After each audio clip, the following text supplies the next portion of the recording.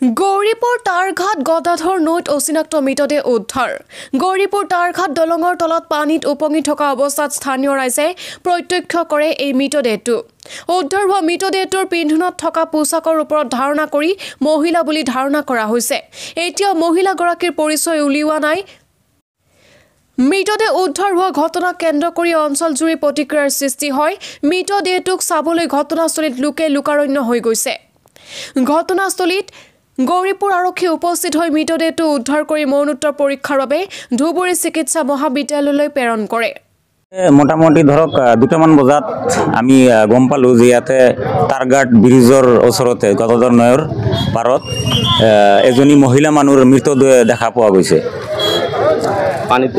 পানীত বাহি আছিল। ইয়াৰে মাছমাৰিয়াবিলাক যে আছে তেখেতে তাৰমানে দেখা পাই আৰক্ষীক জনায় আৰু আৰক্ষী আহি পাইছে আৰু উদ্ধাৰ কৰা মানুহ যিবিলাক মৃতদেহ উদ্ধাৰ কৰা তেখেতেও আহি আছে। চিনাক্ত হৈছে নেকি? এতিয়ালৈকে চিনাক্ত হোৱা নাই। কি সন্দেহ হয়? সন্দেহ মানে এতিয়া ধৰক বহুত কিবাকিবিতো সন্দেহ হয়। মহিলা মানুহ যিহেতু ইয়াৰে ওচৰে চুবুৰীয়া মানুহ থাকে আৰু বাহিৰৰ পৰাও আহিব পাৰে, আমি ইমান এটা ক'বও নোৱাৰোঁ। এতিয়া উঠোৱাৰ পিছতে গম পোৱা যাব কি হয়।